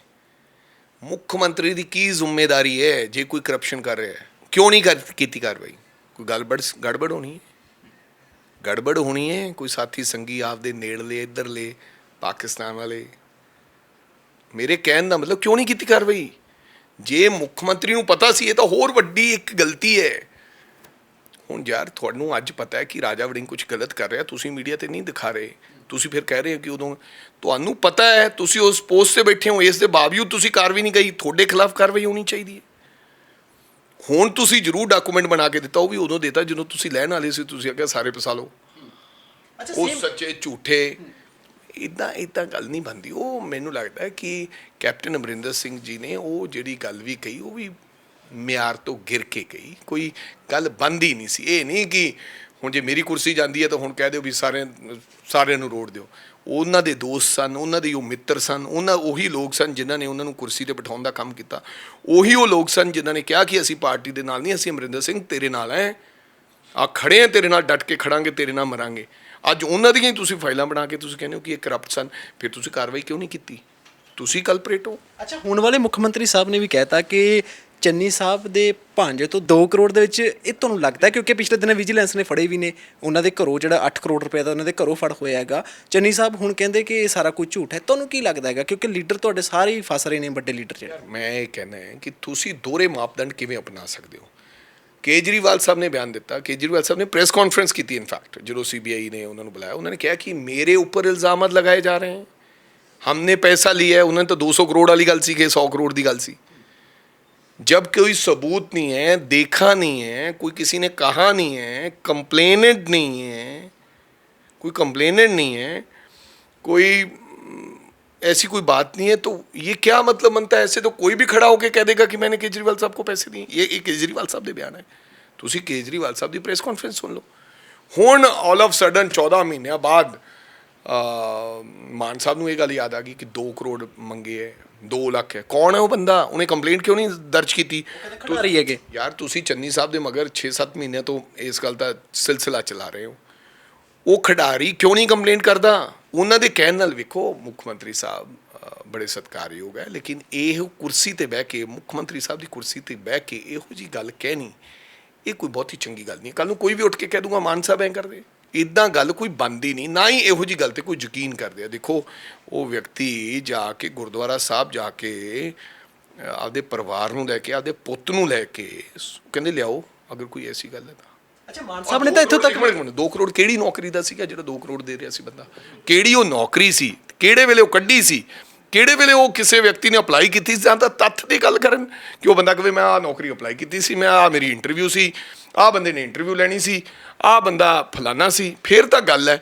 ਐਵੇਂ ਹਵਾ 'ਚ ਘੋੜਾ ਦੱਬਤਾ। ਮੁੱਖ ਮੰਤਰੀ ਸਾਹਿਬ ਕਹਿੰਦੇ ਕਿ ਚੰਨੀ ਸਾਹਿਬ ਆਪਣੇ ਭਤੀਜੇ ਭਾਂਜਿਆਂ ਨਾਲ ਸਲਾਹ ਕਰ ਲੈਣ, ਬੰਦੇ ਨੂੰ ਮੈਂ ਮੂਹਰੇ ਲਿਆਉਂਗਾ, ਫਿਰ ਖਿਡਾਰੀ ਨੂੰ ਫਿਰ ਨਾ ਕਹਿਣਾ। ਉਹ ਮੁੱਖ ਮੰਤਰੀ ਸਾਹਿਬ ਨੇ ਉਹ ਕਹਿਤਾ ਵੀ ਬੰਦੇ ਨੂੰ ਪਹਿਲਾਂ ਲਿਆਓ, ਮੂਹਰੇ ਲਿਆਓ। ਕੋਈ ਵੀ ਵਿਅਕਤੀ ਦੇਖੋ ਯਾਰ, ਕੋਈ ਵੀ ਵਿਅਕਤੀ ਹੈ ਤਾਂ 3.5 ਕਰੋੜ ਤੋਂ ਕੋਈ ਬੰਦਾ ਐਵੇਂ ਧੱਕੇ ਨਾਲ ਖੜਾ ਕਰ ਦਿਓ ਤਾਂ ਵੱਖਰੀ ਗੱਲ ਹੈ, ਲੇਕਿਨ ਉਹ ਬੰਦਾ ਖਿਡਾਰੀ ਹੋਵੇ, ਵਾਕਈ ਕਾਬਲ ਹੋਵੇ। 2 ਕਰੋੜ ਐਰਾ ਗੈਰਾ ਨੱਥੂ ਗੈਰਾ ਤਾਂ ਦੇ ਨਹੀਂ ਸਕਦਾ, ਕਿਸੇ ਚੰਗੀ ਪੋਸਟ ਵਾਸਤੇ ਹੀ ਦੇਊਗਾ। ਉਸ ਵੇਲੇ ਕਿਹੜੇ ਵੇਲੇ ਦੇ ਰਿਹਾ ਸੀ 3 ਮਹੀਨਿਆਂ ਦੇ ਵਿੱਚ। ਵੈਸੇ ਤਾਂ ਚੀਫ ਮਿਨਿਸਟਰ ਸਾਹਿਬ ਕਹਿੰਦੇ ਆ ਵੀ ਕੋਈ ਇਹਨਾਂ ਨੇ ਨੌਕਰੀ ਰੱਖੀ ਨਹੀਂ, 3 ਮਹੀਨੇ ਚੰਨੀ ਸਾਹਿਬ ਮੁੱਖ ਮੰਤਰੀ ਰਹੇ। ਐਸੀ ਤਾਂ ਨੌਕਰੀ ਕੋਈ ਨਿਕਲੀ ਨਹੀਂ ਜਿਹਦੇ ਵਾਸਤੇ 2 ਕਰੋੜ ਰੁਪਇਆ ਦੇਣਾ ਪੈ ਜੇ। ਕਿਹੜੀ ਨੌਕਰੀ ਸੀ ਉਹ, ਮੈਨੂੰ ਇਹ ਦੱਸ ਦੇਣ ਵੀ ਕਿਹੜੀ ਨੌਕਰੀ ਸੀ। ਤੁਸੀਂ ਕਹਿੰਦੇ ਹੋ ਕੋਈ ਨੌਕਰੀ ਬੰਦਾ ਰੱਖਿਆ ਨਹੀਂ, ਫਲਾਂ ਨਹੀਂ ਰੱਖਿਆ, ਤੇ ਫਿਰ ਹੋਰ ਬੰਦੇ ਤਾਂ ਰੱਖੇ ਹੋਣੇ। ਇਕੱਲੇ ਉਸ ਖਿਡਾਰੀ ਵਾਸਤੇ ਤਾਂ ਕੋਈ ਪੋਸਟ ਹੋਣੀ ਨਹੀਂ, ਹੋਰ ਪੋਸਟ ਵੀ ਹੋਣੀਆਂ। ਫਿਰ ਜਿਹੜੇ ਰੱਖੇ ਗਏ ਹੈ ਉਹਨੂੰ ਨਹੀਂ ਰੱਖਿਆ ਗਿਆ ਕਿਉਂਕਿ ਉਹ ਤੋਂ 2 ਕਰੋੜ ਰੁਪਇਆ ਮੰਗ ਲਿਆ। ਜਿਹੜੇ ਰੱਖੇ ਗਏ ਹੈ ਕਿਰਪਾ ਕਰਕੇ ਉਹਨਾਂ ਨੂੰ ਇਨਕੁਆਇਰ ਕਰ ਲਿਆ ਜਾਵੇ। ਤੇ ਜੇ ਕੋਈ ਨਾ ਐਸੀ ਪੋਸਟ ਸੀ, ਨਾ ਕੋਈ ਐਸੀ ਗੱਲ ਸੀ, ਕਹਾਣੀ ਸੀ, ਐਵੇਂ ਕਹਿਤਾ ਫਿਰ ਕੋਈ ਗੱਲ ਬਣਦੀ ਨਹੀਂ ਯਾਰ। ਐ ਨਹੀਂ ਕਰਨਾ ਚਾਹੀਦਾ। ਵੜਿੰਗ ਸਾਹਿਬ, ਦੇਸ਼ ਦੇ ਵਿੱਚ ਸਾਰੀਆਂ ਵਿਰੋਧੀ ਪਾਰਟੀਆਂ ਇਕੱਠੀਆਂ ਹੋਣ ਨੂੰ ਫਿਰਦੀਆਂ ਨੇ। ਕੱਲ ਤੁਹਾਡੀ ਪਾਰਟੀ ਦੇ ਲੀਡਰ ਆਫ ਓਪੋਜੀਸ਼ਨ ਵੀ ਦਿੱਲੀ ਜਾ ਕੇ ਉਹਨਾਂ ਨੇ ਵੀ ਇੱਕ ਤਰਲਾ ਜਿਹਾ ਮਾਰਿਆ ਪਾਰਟੀ ਦੇ ਅੱਗੇ ਕਿ ਇਹਨਾਂ ਦੇ ਨਾਲ ਨਾ ਸਮਝੌਤਾ ਕਰ ਲਿਓ ਆਮ ਆਦਮੀ ਪਾਰਟੀ ਨਾਲ। ਆਰਡੀਨੈਂਸ ਦੇ ਮਸਲੇ ਦੇ ਉੱਤੇ ਰਾਜ ਸਭਾ ਦੇ ਵਿੱਚ ਡਟ ਕੇ ਜੇ ਹਮਾਇਤ ਕੀਤੀ ਤਾਂ ਫਿਰ ਮਾੜਾ ਪਹਿਲਾਂ ਸਲਾਹ ਕਰ ਲਿਓ ਸਾਡੇ ਨਾਲ, ਇੱਥੋਂ ਦੇ ਸੂਬਿਆਂ ਦੇ ਇਕਾਈਆਂ ਦੇ ਨਾਲ। ਕੀ ਤੁਹਾਨੂੰ ਲੱਗਦਾ ਇਹਦੇ ਉੱਤੇ ਤੁਹਾਡਾ ਕੀ ਸਟੈਂਡ ਹੈ ਬਤੌਰ ਪ੍ਰਧਾਨ? ਦੇਖੋ, ਗੱਲ ਇਹ ਹੈ ਕਿ 100% ਮੇਰਾ ਖਿਆਲ, ਮੈਨੂੰ ਮੇਰੀ ਪਾਰਟੀ 'ਤੇ ਪੂਰਾ ਭਰੋਸਾ ਹੈ ਔਰ 1-2 ਵਾਰੀ ਗੱਲ ਵੀ ਹੋਈ ਹੈ। ਸਾਡੇ ਨਾਲ ਸਲਾਹ ਮਸ਼ਵਰਾ ਕੀਤੇ ਤੋਂ ਬਿਨਾਂ ਕੋਈ ਐਸਾ ਸਟੈਪ ਜਿਹੜੀ ਹੈ ਕਾਂਗਰਸ ਪਾਰਟੀ ਨਹੀਂ ਲਏਗੀ। ਬਿਲਕੁਲ ਉਹਨਾਂ ਨੂੰ ਇਹ ਵੀ ਜਾਣੂ ਕਰਵਾ ਦਿੱਤਾ ਗਿਆ ਹੈ ਕਿ ਜੋ ਸਾਡੇ ਨਾਲ ਪਿਛਲੇ 14 ਮਹੀਨਿਆਂ ਦੀ ਸਰਕਾਰ ਦੇ ਵਿੱਚ ਹੋਇਆ ਹੈ, ਉਹ ਸੀਕੁਐਂਸ ਵਾਈਜ਼ ਕੀ ਘਟਨਾਕ੍ਰਮ ਵਾਪਰੇ ਆ ਪੰਜਾਬ ਦੇ ਸਿਆਸਤਦਾਨਾਂ ਨਾਲ, ਪੰਜਾਬ ਦੀ ਕਾਂਗਰਸ ਦੇ ਨਾਲ, ਉਹਨਾਂ ਨੇ ਪੁੱਛਣ ਤੇ ਉਹਨਾਂ ਨੂੰ ਇਹ ਵੀ ਜਾਣੂ ਕਰਾ ਦਿੱਤਾ ਗਿਆ। ਉਹਨਾਂ ਨੂੰ ਪਹਿਲਾਂ ਵੀ ਜਾਣੂ ਕਰਵਾਇਆ ਸੀ, ਉਹਨਾਂ ਨੂੰ ਪਤਾ ਹੈ ਹਰ ਗੱਲ ਵੀ ਕੀ ਹੋ ਰਿਹਾ ਪੰਜਾਬ ਦੇ ਅੰਦਰ। ਔਰ ਮੈਨੂੰ ਲੱਗਦਾ ਕਿ ਪਾਰਟੀ ਜਦੋਂ ਵੀ ਕੋਈ ਐਸੀ ਗੱਲ ਹੋਏਗੀ ਉਸ तमाम ਚੀਜ਼ਾਂ ਨੂੰ ਧਿਆਨ 'ਚ ਰੱਖੇਗੀ ਔਰ ਸਟੇਟ ਯੂਨਿਟ ਨਾਲ ਸਾਡੇ ਨਾਲ ਗੱਲ ਕਰਕੇ ਉਹਦੇ 'ਤੇ ਅੱਗੇ ਵਧਿਆ ਜਾਊਗਾ। ਮੈਨੂੰ ਇਸ ਗੱਲ ਦਾ ਪੂਰਨ ਭਰੋਸਾ ਹੈ। ਔਰ ਬਿਲਕੁਲ ਹੋਣਾ ਚਾਹੀਦਾ ਕਿ ਨਹੀਂ ਹੋਣਾ ਚਾਹੀਦਾ, ਤੁਹਾਡੇ ਮੁਤਾਬਕ ਕੀ ਹੈ? ਦੇਖੋ, ਮੈਂ ਇਸੇ ਬਿਕੋਜ਼ ਮੈਂ ਪਾਰਟੀ ਦਾ ਇੱਕ ਪ੍ਰਧਾਨ ਹੈ, ਸਿਪਾਹੀ ਹੈ। ਇਹ ਖਰਗੇ ਸਾਹਿਬ ਔਰ ਸ਼੍ਰੀਮਤੀ ਸੋਨੀਆ ਗਾਂਧੀ ਔਰ ਰਾਹੁਲ ਗਾਂਧੀ, ਇਹ ਉਹਨਾਂ ਦੇ ਫੈਸਲੇ ਹੈ। ਪਰ ਜਿਹੜੇ ਮੇਰਾ ਪੁਆਇੰਟ ਹੋਏਗਾ, ਮੈਂ ਉਹਨਾਂ ਨੂੰ 2 ਵਾਰੀ ਪੁੱਛਣ ਤੇ ਮੈਂ ਦੱਸ ਵੀ ਦਿੱਤਾ ਗਿਆ ਹੈ ਕੀ ਹੋਣਾ ਚਾਹੀਦਾ ਹੈ। ਬਾਜਵਾ ਸਾਹਿਬ ਨਾਲ ਸਹਿਮਤ ਹੋ ਤੁਸੀਂ ਜਾਂ ਤੁਸੀਂ ਵੱਖਰਾ ਮਤ ਰੱਖ? ਨਹੀਂ, ਮੈਂ ਉਹਨਾਂ ਨੂੰ ਇਹ ਦੱਸਦਾ ਵੀ ਕੀ ਹੋਣਾ ਚਾਹੀਦਾ ਹੈ। ਔਰ ਮੈਂ ਸਾਰੀ ਕਹਾਣੀ ਔਰ ਕਥਾ ਜੋ ਸਾਡੇ ਲੀਡਰਾਂ ਨਾਲ ਵਾਪਰ ਰਿਹਾ ਪੰਜਾਬ ਦੇ ਵਿੱਚ, ਰੋਜ਼ਾਨਾ ਉੱਥੇ ਫੜ ਲਿਆ, ਉਹਨੂੰ ਫੜ ਲਿਆ, ਉਹਨੂੰ ਫੜ ਲਿਆ, ਉਹਨੂੰ ਫੜ ਲਿਆ, ਉਹਨੂੰ ਫੜ ਲਿਆ, ਉੱਥੇ ਫੜਤਾ ਉਹਨੂੰ, ਉਹ ਸਾਰੀ ਕਹਾਣੀ ਵੀ ਦੱਸ ਦਿੱਤੀ। ਔਰ ਮੈਨੂੰ ਲੱਗਦਾ ਕਿ ਸਾਡੀ ਪਾਰਟੀ ਨਿਰਣੇ ਜੋ ਹੋਊਗਾ ਉਹ ਪੰਜਾਬ ਦੇ ਹਿੱਤ ਵਿੱਚ ਹੋਏਗਾ, ਸਾਡੇ ਕਾਂਗਰਸ ਪਾਰਟੀ ਦੇ ਹਿੱਤ ਵਿੱਚ ਹੋਏਗਾ। ਕੀ ਕੋਈ ਸ਼ਰਤ ਰੱਖੋਗੇ ਕਿ ਪਹਿਲਾਂ ਇਹ ਸ਼ਰਤ ਪੂਰੀ ਕਰੇ ਸਰਕਾਰ, ਪੰਜਾਬ ਸਰਕਾਰ, ਫਿਰ ਕਰ ਸਕਦੇ ਆਮ ਆਦਮੀ ਪਾਰਟੀ? ਉਹ ਗੱਲ ਇਹ ਹੈ, ਸ਼ਰਤਾਂ ਮੇਰੇ ਲੈਵਲ ਦਾ ਇਹ ਨਹੀਂ ਹੈ। ਸ਼ਰਤ ਜਿਹੜੀ ਰੱਖਣੀ ਜਾਂ ਨਹੀਂ ਰੱਖਣੀ ਜਾਂ ਜੋ ਵੀ ਗੱਲ ਕਰਨੀ ਹੈ, ਇਹ ਮੇਰੇ ਨਾਲ ਤਾਂ ਸਮਝੌਤੇ ਦੀ ਗੱਲ ਹੀ ਨਹੀਂ ਚਲਾਈ। ਜੇ ਮੇਰੇ ਨਾਲ ਕੋਈ ਸਮਝੌਤੇ ਦੀ ਗੱਲ ਕਰਦਾ ਜਾਂ ਕੋਈ ਐਸੀ ਗੱਲ ਕਰਦਾ, ਕਿਉਂਕਿ ਇਹ ਤਾਂ ਦਿੱਲੀ ਲੈਵਲ ਦਾ ਕੰਮ ਹੈ, ਫਿਰ ਮੈਂ ਕੋਈ ਆਪਦੀ ਗੱਲ ਕਰਦਾ। ਹਾਂ, ਮੈਂ ਆਪਦਾ ਜਿਹੜੇ ਪੱਖ ਸੀਗੇ ਉਹ ਆਪਦੀ ਲੀਡਰਸ਼ਿਪ ਦੇ ਸਾਹਮਣੇ ਆਲਰੇਡੀ ਰੱਖ ਚੁੱਕਿਆ। ਮੈਂ ਨਹੀਂ ਚਾਹੁੰਦਾ ਕਿ ਮੈਂ ਹਰ ਗੱਲ ਉਹ ਮੀਡੀਆ ਦੇ ਸਾਹਮਣੇ ਜਾਂ ਤੁਹਾਡੇ ਰਾਹੀਂ ਉਹ ਗੱਲ ਕਰਾਂ, ਬਿਕੋਜ਼ ਕੁਝ ਗੱਲਾਂ ਸਾਡੀਆਂ ਐਸੀਆਂ ਹੁੰਦੀਆਂ ਜਿਹੜੀਆਂ ਕੇਵਲ ਅਸੀਂ ਲੀਡਰਸ਼ਿਪ ਨਾਲ ਹੀ ਕਰਦੇ ਹਾਂ। ਪਰ ਹਾਂ, ਮੈਂ ਸਾਰੀ ਪ੍ਰੈਜ਼ੈਂਟ ਸਥਿਤੀ ਤੋਂ ਜੋ ਪੰਜਾਬ 'ਚ ਘਟਨਾਕ੍ਰਮ ਵਾਪਰ ਰਿਹਾ ਉਹਦੇ ਤੋਂ ਲੀਡਰਸ਼ਿਪ ਨੂੰ ਜਾਣੂ ਜ਼ਰੂਰ ਕਰਾਤਾ ਹੈ। ਅੱਛਾ, ਪਾਰਲੀਮੈਂਟ ਦੇ ਵਿੱਚ ਵੀ ਰੌਲਾ ਪਿਆ ਹੋਇਆ, ਕਈ ਪਾਰਟੀਆਂ ਨੇ ਵਾਕਆਊਟ ਕਰ ਦਿੱਤਾ, ਇਸ ਨੂੰ ਕਿਵੇਂ ਦੇਖ ਰਹੇ ਹੋ? ਚੰਗੀ ਗੱਲ ਹੈ ਜੀ। ਜਿਸ ਪ੍ਰਕਾਰ ਦੀ ਪਾਰਲੀਮੈਂਟ ਦਾ ਜੋ ਰਵੱਈਆ, ਨਵੀਂ ਪਾਰਲੀਮੈਂਟ ਬਣਾ ਲਈ, ਕਿਹਦਾ ਪੈਸਾ ਸੀ? ਉਹ ਲੋਕਾਂ ਦਾ ਪੈਸਾ ਹੈ। ਤੁਸੀਂ ਨਵੀਂ ਪਾਰਲੀਮੈਂਟ ਦੇ ਵਿੱਚ ਜਾ ਕੇ ਜੇ ਲੋਕਾਂ ਦਾ ਗਲਾ ਹੀ ਦਬਾਉਣਾ ਹੈ, ਇਸ ਪਾਰਲੀਮੈਂਟ ਦੀ ਇੱਕ ਮੈਂ ਸਮਝਦਾ ਕਿ ਮਰਿਆਦਾ ਸੀ। ਕਿਸ ਪ੍ਰਕਾਰ ਆਜ਼ਾਦੀ ਤੋਂ ਬਾਅਦ ਸਾਡੇ ਦੇਸ਼ ਦੇ तमाम ਪ੍ਰਧਾਨ ਮੰਤਰੀ, ਉਹਨਾਂ ਨੇ ਇੱਥੇ ਕੋਈ ਜਵਾਹਰ ਲਾਲ ਨਹਿਰੂ ਸਾਹਿਬ ਦੇ ਸਟੈਚੂਜ਼, ਬਾਬਾ ਸਾਹਿਬ ਅੰਬੇਦਕਰ ਦੀਆਂ ਉਹ ਸਾਰੀਆਂ ਕਹਾਣੀਆਂ, ਇਹਦੇ ਵਿੱਚ ਉਹ ਜ਼ਰੂਰੀ ਨਹੀਂ ਕਿ ਨਵੀਂ ਚੀਜ਼ ਦੇ ਵਿੱਚ ਤੁਹਾਨੂੰ ਉਹ ਆਨੰਦ ਆਉਂਦਾ ਹੋਵੇ। ਇਸ ਜਗ੍ਹਾ ਦੇ ਵਿੱਚ ਹੀ ਬਹੁਤ ਸਾਰੇ ਲੋਕਾਂ ਦੀ ਉਹ ਮੈਂ ਸਮਝਦਾ ਕਿ ਜਿਹੜੀ ਸੋਚ, ਉਹ ਭਾਵਨਾ ਔਰ ਉਹ ਲਗਾਵ, ਔਰ ਇੱਥੇ ਬਹੁਤ ਸਾਰੇ ਦੇਸ਼ ਦੇ ਪ੍ਰਧਾਨ ਮੰਤਰੀ ਹੋਏ, ਅੱਡ-ਅੱਡ ਪਾਰਟੀਆਂ ਦੇ ਹੋਏ, ਜਿਨ੍ਹਾਂ ਨੇ ਬੜੀ ਕਾਮਯਾਬੀ ਨਾਲ ਦੇਸ਼ ਨੂੰ ਉੱਚਾ ਚੁੱਕਣ ਦੀ ਕੰਮ ਕੀਤੀ। ਚਲੋ, ਦੇਸ਼ ਦੀ ਨਵੀਂ ਪਾਰਲੀਮੈਂਟ ਵੀ ਬਣ ਗਈ, ਤੁਸੀਂ ਅਰਬਾਂ ਖਰਬਾਂ ਰੁਪਇਆ ਵੀ ਲਾਤਾ। ਜਿਸ ਪ੍ਰਕਾਰ ਦਾ ਅੱਜ ਪਾਰਲੀਮੈਂਟ ਦਾ ਰਵੱਈਆ ਹੈ, ਲੋਕਾਂ ਦਾ ਗਲਾ ਘੁੱਟਿਆ ਜਾ ਰਿਹਾ ਹੈ, ਲੋਕਾਂ ਦੀ ਆਵਾਜ਼ ਬੰਦ ਕੀਤੀ ਜਾ ਰਹੀ ਹੈ, ਲੋਕਾਂ ਨੂੰ ਡਿਸਕੁਆਲੀਫਾਈ ਕੀਤਾ ਜਾ ਰਿਹਾ ਹੈ। ਜਿਹੜੀਆਂ ਕਮੇਟੀਆਂ ਹੁੰਦੀਆਂ ਸੀਗੀਆਂ ਪਾਰਲੀਮੈਂਟ ਦੀਆਂ, ਉਹ ਬਹੁਤ ਚੰਗੇ ਵਧੀਆ ਤਰੀਕੇ ਨਾਲ ਕੰਮ ਕਰਦੀਆਂ ਸੀਗੀਆਂ, ਉਹ ਡਿਫੰਕਟ ਕਰ ਦਿੱਤੀਆਂ ਕਿਉਂਕਿ ਉਹ ਸਰਕਾਰ ਨੂੰ ਗਾਈਡ ਕਰਦੀਆਂ ਸੀਗੀਆਂ। ਉਹ ਸਭ ਭੰਗ ਭੁੰਗ ਹੋ ਗਈਆਂ, ਕੋਈ ਨਹੀਂ ਪੁੱਛਦਾ ਉੱਥੇ ਕਿਸੇ ਨੂੰ। ਸੋ ਨਵੀਂ ਪਾਰਲੀਮੈਂਟ ਤੁਸੀਂ ਬਣਾਤੀ ਐਂਡ ਉੱਥੇ ਜਿਹੜੀਆਂ ਡੈਮੋਕ੍ਰੇਸੀ ਦੀਆਂ ਧੱਜੀਆਂ ਉਡਾਤੀਆਂ। ਬੇਸਿਕਲੀ ਜਿਹੜਾ ਪਾਰਲੀਮੈਂਟ ਹੈ ਉਹਨੂੰ ਉਹਦਾ ਕਸਟੋਡੀਅਨ ਜਿਹੜਾ ਹੁੰਦਾ ਹੈ, ਜਿਵੇਂ ਇੱਥੇ ਵਿਧਾਨ ਸਭਾ 'ਚ ਸਾਡੇ ਗਵਰਨਰ ਸਾਹਿਬ, ਅਸੀਂ ਉਹਨਾਂ ਤੋਂ ਆਗਿਆ ਲੈਂਦੇ ਹਾਂ। ਸੇਮ ਰਾਸ਼ਟਰਪਤੀ ਹੁੰਦਾ ਹੈ, ਦੇਸ਼ ਦੀ ਰਾਸ਼ਟਰਪਤੀ। ਤੁਸੀਂ ਸ਼ਡਿਊਲ ਟ੍ਰਾਈਬਸ ਵਿਚਾਰੀ ਸਾਡੇ ਦ੍ਰੋਪਦੀ ਮੁਰਮੂ ਜੀ ਨੂੰ ਤੁਸੀਂ ਬਣਾਇਆ ਹੈ, ਕਿ ਉਹਨਾਂ ਦਾ ਹੱਕ ਨਹੀਂ ਹੈ ਕਿ ਇਹਨੂੰ ਇਨੋਗ੍ਰੇਸ਼ਨ ਕਰਨਾ? ਉਹਨਾਂ ਦਾ ਹੱਕ ਬਣਦਾ ਸੀ ਇੱਥੇ ਜਾ ਕੇ ਪ੍ਰਧਾਨ ਮੰਤਰੀ ਜੀ ਨਾਲ ਹੁੰਦੇ, ਸਾਰੀਆਂ ਪਾਰਟੀਆਂ ਨਾਲ ਹੁੰਦੀਆਂ, ਉਹ ਇਨੋਗ੍ਰੇਸ਼ਨ ਕਰਦੇ। ਐਸੇ ਹੀ ਇਹ ਪਹਿਲਾਂ ਦਾ ਪਰੰਪਰਾਵਾਂ ਚੱਲਦੀਆਂ ਆ ਰਹੀਆਂ। ਹੁਣ ਨਰਿੰਦਰ मोदी जी ने वो तमाम परंपरावां तोड़ती हैं। कि मैं कहूँगा कि मेरे समय नोटबंदी हुई थी, मेरे समय नए नोट आए थे, मेरे समय GST आया था, मेरे समय रात को 500 का नोट बंद हुआ था, मेरे समय देश की नई पार्लियामेंट बनाई गई। हालांकि कोई भी व्यक्ति करोड़ा अरबा रुपया उत्थे ला के खराब करके बना दो पार्लियामेंट पर। ਅਕਾਲੀ ਦਲ ਸਮਰਥਨ ਕਰ ਰਿਹਾ, ਅਕਾਲੀ ਦਲ ਕਹਿ ਰਿਹਾ ਕਿ ਜਾਣਾ ਚਾਹੀਦਾ। 19 ਪਾਰਟੀਆਂ ਨੇ ਕਿਹਾ ਕਿ ਅਸੀਂ ਬਿਲਕੁਲ ਅਸੀਂ ਇਹਦੇ ਜਿਹੜਾ ਇਨੋਗ੍ਰੇਸ਼ਨ ਹੋਏਗਾ ਉਹਦੇ ਤੇ ਅਸੀਂ ਨਹੀਂ ਜਾਵਾਂਗੇ। ਅਕਾਲੀ ਦਲ ਤਾਂ ਪਾਰਟੀ ਨਹੀਂ ਹੈ ਯਾਰ ਕੋਈ, ਅਕਾਲੀ ਦਲ ਤਾਂ BJP ਹੈ। ਮੈਂ ਤਾਂ ਪਹਿਲਾਂ ਤੋਂ ਕਹਿੰਦਾ ਆ ਰਿਹਾ ਜਿਹੜਾ ਸਾਰਾ ਕੁਝ ਲਾਭਦਾਇਕ ਹੈ। ਮੈਂ ਪਹਿਲਾਂ ਬਹੁਤ ਵਾਰੀ ਕਿਹਾ ਕਿ ਅੱਜ ਵੀ ਹਰਸਿਮਰਤ ਕੌਰ ਬੀਬਾ ਜੀ ਕੋਲੇ ਜਿਹੜਾ ਘਰ ਹੈ ਉਹ ਕੈਬਨਿਟ ਮੰਤਰੀ ਵਾਲਾ ਘਰ ਉਹਨਾਂ ਦੇ ਕੋਲੇ ਹੈ, ਜਦ ਕਿ ਉਹ ਇੱਕ ਮੈਂਬਰ ਆਫ ਪਾਰਲੀਮੈਂਟ ਨੇ। 3 ਸਾਲ ਹੋ ਗਏ ਉਹਨਾਂ ਨੂੰ ਅਸਤੀਫਾ ਦਿੱਤੇ ਹੋਏ। ਉਹ ਸਾਰੀ ਗਿਣੀ ਮਿਨੀ ਸਾਜ਼ਿਸ਼ ਹੈ ਯਾਰ। ਸਭ ਲੋਕ ਇੱਕ ਹੈ, ਲੋਕਾਂ ਨੂੰ ਵਿਖਾਉਣ ਵਾਸਤੇ ਕੰਮ ਹੈ। ਅਦਰਵਾਈਜ਼ ਉਹਨਾਂ ਦੇ ਸਮਰਥਨ ਦੇਣ ਨਾਲ ਜਾਂ ਨਾ ਸਮਰਥਨ ਦੇਣ ਨਾਲ, ਉਹਨਾਂ ਨੇ ਤਾਂ ਪਹਿਲਾਂ ਵੀ ਦਿੱਤਾ। ਕਿਤੇ ਉਹ ਬੰਦੀ ਸਿੱਖਾਂ ਦੀ ਗੱਲ ਕਰਦੇ, ਕਿਤੇ ਬੰਦੀ ਸਿੱਖਾਂ ਦੀ ਗੱਲ ਕਰਦੇ ਆ, ਕਦੇ ਕਹਿੰਦੇ ਆ ਸੰਗੀਤ 'ਚ ਸ਼ਬਦ ਦੇ ਰੂਪ ਦੇ ਵਿੱਚ ਅਸੀਂ ਬੰਦੀ ਸਿੰਘਾਂ ਦੀ ਰਿਹਾਈ ਮੰਗਦੇ ਹਾਂ। ਸੁਖਬੀਰ ਜੀ ਕਹਿੰਦੇ ਉੱਥੇ ਜੰਤਰ ਮੰਤਰ ਜਾ ਕੇ ਧਰਨਾ ਲਾਉਂਦੇ ਆ। ਕਿਤੇ ਕਹਿੰਦੇ ਸਾਡੇ ਨਾਲ ਨਿਆਂ ਤੇ ਧੱਕਾ ਹੁੰਦਾ ਹੈ, ਕਿਤੇ ਉਹਨਾਂ ਨੂੰ ਸਮਰਥਕ ਦੇ ਦਿੰਦੇ। ਪਹਿਲਾਂ ਵੀ ਇਹ ਹੋਇਆ, ਰਾਜ ਸਭਾ 'ਚ ਵੀ ਇੱਦਾਂ ਹੀ ਹੋਇਆ, ਜਦੋਂ ਆਪਣੇ ਅਲੀਵਾਲ ਸਾਹਿਬ ਨੇ ਸਮਰਥਨ ਕਿਹਾ ਸੀ ਕਿ ਮੈਂ ਵੋਟ ਨਹੀਂ ਪਾਵਾਂਗਾ। ਸੋ ਉਹ ਤਾਂ ਇਕੱਠੇ ਹੀ ਹੈ, BJP ਤੇ ਜਿਹੜੀ ਹੈਗੀ ਅਕਾਲੀ ਦਲ, ਉਹ ਇਕੱਠੇ ਹੀ ਹੈ। ਹੁਣ ਤੁਸੀਂ ਦੇਖ ਤਾਂ ਲਓ, ਇਹ ਸਿਆਣੇ ਤਾਂ ਕੁਝ ਵੀ ਕਹਿੰਦੇ ਆ ਵੀ ਇਹ ਸਾਰਾ ਕੁਝ ਸਕੀਮ ਦੇ ਤਹਿਤ ਹੋ ਰਿਹਾ ਹੈ। ਪਹਿਲਾਂ ਮਨਪ੍ਰੀਤ ਬਾਦਲ ਜੀ ਕਾਂਗਰਸ ਨਹੀਂ ਆ ਗਏ, ਕਹਿੰਦੇ ਇਹ ਬਾਦਲ ਸਾਹਿਬ ਦੇ ਵੱਡਿਆਂ ਦੀ, ਚਲੋ ਵਿਚਾਰੇ ਪਰਮਾਤਮਾ ਉਹਨਾਂ ਦਾ ਚਲੇ ਗਏ, ਸੁਰਗਾਂ 'ਚ ਵਾਸਾ ਹੋਵੇ। ਚੰਗੀ ਸ਼ਖਸੀਅਤ ਸੀ ਬਾਦਲ ਸਾਹਿਬ, ਚੰਗੇ ਇਨਸਾਨ ਸੀ। ਕਹਿੰਦੇ ਸਕੀਮ ਦੇ ਤਹਿਤ ਹੀ ਉਹਨਾਂ ਨੇ ਕਾਂਗਰਸ 'ਚ ਭੇਜਿਆ ਸੀ ਵੀ ਇੱਕ ਮੁੰਡਾ ਕਾਂਗਰਸ ਚਲਾਵੇ ਤੇ ਇੱਕ ਮੁੰਡਾ ਅਕਾਲੀ ਦਲ ਚਲਾਵੇ। 2 ਪਾਰਟੀਆਂ, ਇਹ ਤੀਜੀ ਪਾਰਟੀ ਨਵੀਂ ਪੈਦਾ ਹੋ ਗਈ। ਭਾਜਪਾ ਹੈ ਹੀ ਨਹੀਂ ਸੀ ਪੰਜਾਬ। ਹੁਣ ਇਹ ਵੀ ਬਾਦਲ ਸਾਹਿਬ ਦੀ ਹਮਾਇਤ ਦੇ ਨਾਲ ਹੀ ਮੋਦੀ ਸਾਹਿਬ ਨਾਲ ਗੱਲ ਕਰਕੇ ਕਿ ਤੂੰ ਭਾਜਪਾ ਨੂੰ ਰਿਪਰੈਜ਼ੈਂਟ ਕਰੇਗਾ ਪੰਜਾਬ ਦੇ ਅੰਦਰ ਤੇ ਸੁਖਬੀਰ ਅਕਾਲੀ ਦਲ ਨੂੰ ਰਿਪਰੈਜ਼ੈਂਟ ਕਰੂੰਗਾ। ਦੋਵੇਂ ਆਪਦੀ ਥਾਂ ਤੇ, ਤਾਂ ਜੋ ਕਿਸੇ ਨੂੰ ਵੱਡੇ ਬਜ਼ੁਰਗ ਕਰ ਲੈਂਦੇ ਸੀ ਨਾ ਵੀ ਤੂੰ ਉੱਧਰ ਰਹਿ ਤੇ ਤੂੰ ਉੱਧਰ ਰਹਿ। ਸੋ ਤੁਸੀਂ ਦੇਖਿਆ ਹੋਣਾ ਜਿਸ ਪਿਆਰ ਪਿੱਛੇ ਕਈ ਦਿਨਾਂ ਤੋਂ ਹੁਣ ਤਾਂ ਜਗ ਜ਼ਾਹਿਰ ਹੋਇਆ, ਲੋਕਾਂ ਦੇ ਸਾਹਮਣੇ ਆਇਆ। ਸੋ ਯਾਰ ਇਹ ਇਕੱਠੇ ਹੀ ਹੈ। ਹੁਣ ਜੇ ਮਤਲਬ ਕਿ ਤੁਸੀਂ ਕਹੋ ਅਕਾਲੀ ਭਾਜਪਾ ਅੱਡ ਅੱਡ ਹੈ, ਜਾਂ ਤੁਸੀਂ ਕਹੋ ਮਨਪ੍ਰੀਤ ਜੀ ਤੇ ਸੁਖਬੀਰ ਜੀ ਅੱਡ ਅੱਡ ਹੈ, ਇਕੱਠੇ ਹੀ ਹੈ ਸਾਰਾ। ਬਹੁਤ ਸ਼ੁਕਰੀਆ ਜੀ ਸਮਾਂ ਦਿੱਤਾ, ਧੰਨਵਾਦ। ਤਾਂ ਕਾਂਗਰਸ ਪਾਰਟੀ ਦੇ ਪ੍ਰਧਾਨ ਅਮਰਿੰਦਰ ਸਿੰਘ ਰਾਜਾ ਵੜਿੰਗ, ਉਹਨਾਂ ਦੇ ਨਾਲ ਗੱਲਬਾਤ ਜਿਹੜੀ ਉਹ ਕੀਤੀ ਹੈ ਤੇ ਕਈ ਮਸਲਿਆਂ ਦੇ ਉੱਤੇ ਉਹ ਬੜੇ ਖੁੱਲ੍ਹ ਕੇ ਬੋਲੇ ਨੇ। ਤੇ ਵੇਖਣਾ ਹੋਏਗਾ ਆਉਣ ਵਾਲੇ ਦਿਨਾਂ ਦੇ ਵਿੱਚ ਕਾਂਗਰਸ ਪਾਰਟੀ ਕਿਵੇਂ ਇਕੱਠੇ ਹੋ ਕੇ ਤੁਰਦੀ ਹੈ ਤੇ ਕਿਹੜੇ ਵਾਲੇ ਪਾਸੇ ਕਿਹੜੇ ਟੀਚੇ ਜਿਹੜੇ ਉਹ ਉਹਨੂੰ ਸਰ ਕਰਦੀ ਹੈ, ਇਹ ਜਿਹੜਾ ਜ਼ਰੂਰ ਦੇਖਣਾ ਹੋਏਗਾ। ਫਿਲਹਾਲ ਮੈਨੂੰ ਅਨੰਦਪ੍ਰੀਤ ਸਿੰਘ ਨੂੰ ਦਿਓ ਇਜਾਜ਼ਤ। ਵੇਖਦੇ ਰਹੋ ਪ੍ਰਾਈਮ ਏਸ਼ੀਆ TV, ਤੁਹਾਡਾ ਆਪਣਾ, ਤੁਹਾਡੇ ਲਈ।